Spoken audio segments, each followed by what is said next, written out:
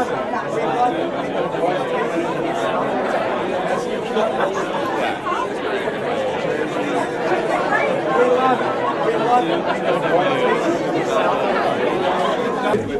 thank you everybody for coming to celebrate the unveiling of our new piece of artwork here at the Aspen Institute.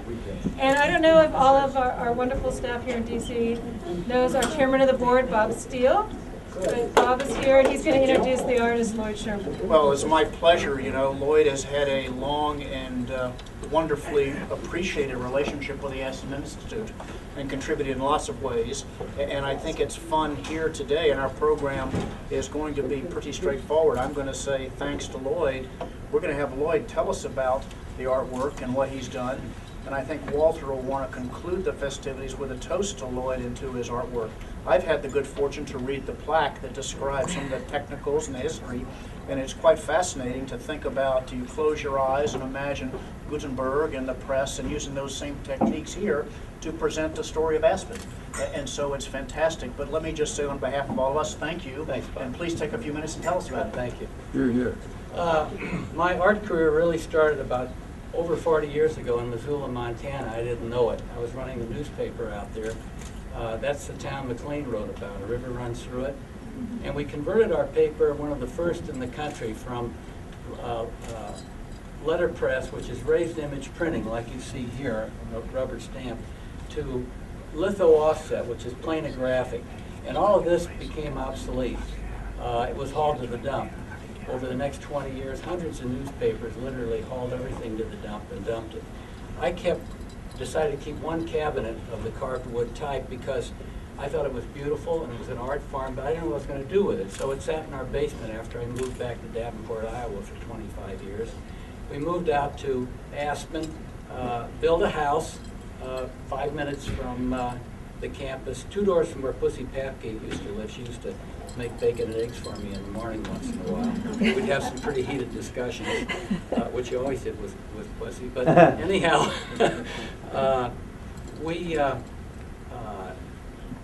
when we converted to a letterpress and our offset, and then kept the type. Now, I built a set of doors for our home, and people really loved them. I got into art at the Anderson Ranch Art Center, took my first course. I was 64 years old.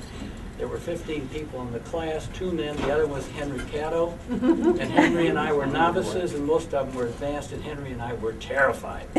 Anyhow, that's when I started my work. I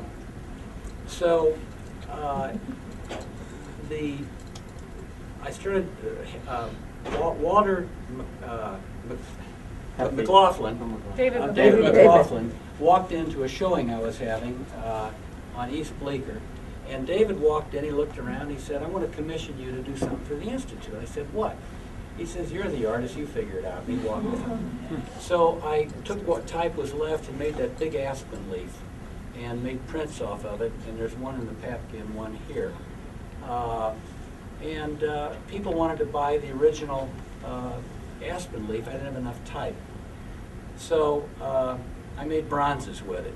And then a couple who had been saving type for 60 years, he'd been a magazine publisher, lived up in Bernard, Maine on Desert Island. And his wife died, he became legally blind. He said, look, buy the whole thing.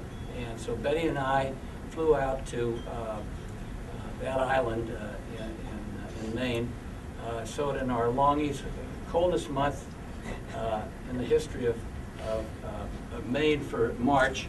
We're going through, it's a lighthouse with a bunch of buildings around it, and we're climbing around, opening cobwebs, dust, mouse crap, you name it. And anyhow, I bought it. It weighed 11,500 pounds, and I shipped it to Basalt. And then I bought the Chicago Printers Row type, which was down in a warehouse in Indiana. So I started making these and having a lot of fun doing it. It's an art farm that is dead, gone, really. But this plaque will tell you that Gutenberg in 1477, before that, monks wrote all the books by hand. He became an innovator. He decided to carve a typeface in some substrate, and he took molten metal and poured it in. Out pops a piece of type. Then he took a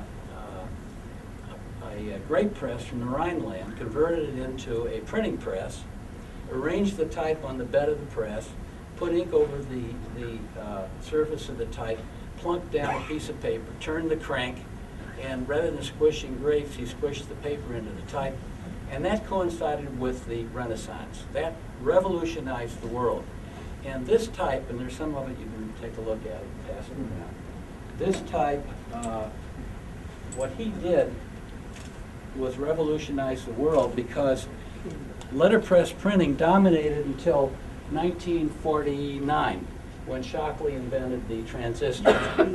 That revolutionized, and it made the computer possible, because the computer up to that point, and there were big computers, but they were all vacuum tubes, unreliable. So now we had photographic typesetting, and the Gutenberg press, which I don't know how long it took, and you could set that and type right now in seconds. So anyhow, this plaque tells you that story.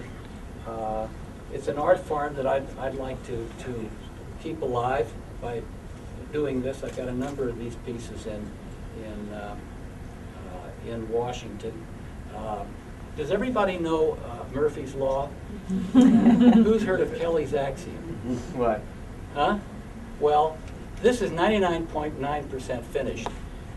It's two panels on a cross-cut 1-inch plywood with a steel frame welded to it, and they're slid together, and you have to bolt them together. Well, these two pieces of type are still on my workbench and Kelly's axiom is that Murphy was an optimist. That's right.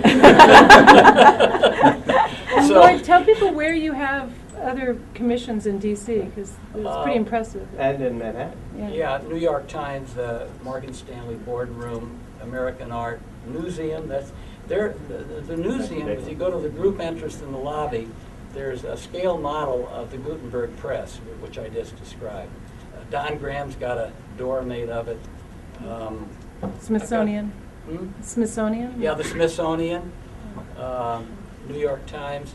Oh, and I want to give Ann Korolakis a commercial, because I'm in her gallery, and you're all welcome to go. She isn't Show here this now. summer. Huh? A show this summer. This summer, right? This is a And show real in quick, why August. don't you tell us about some of the things you've embedded in? Yeah, I've tried to put out, first of all, this is nonpartisan. They're arguing about the world. And I put a lot of little things, liberty, lots of question marks. I thought that represented Amy and Charlie. That one. Mickey Mouse, yeah, I've got all the different programs that the Institute has. Here's one for France with fleur-de-lis around it. But you know, I had some of those and I figured I'll use them for that. I've got 700 drawers of type and lots of big type. This type was used for posters and billboards.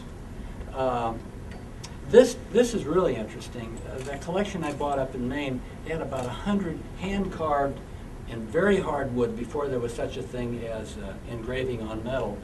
Hand-carved, and I put some of them in there. This one, there's 2 or 3 of them in here.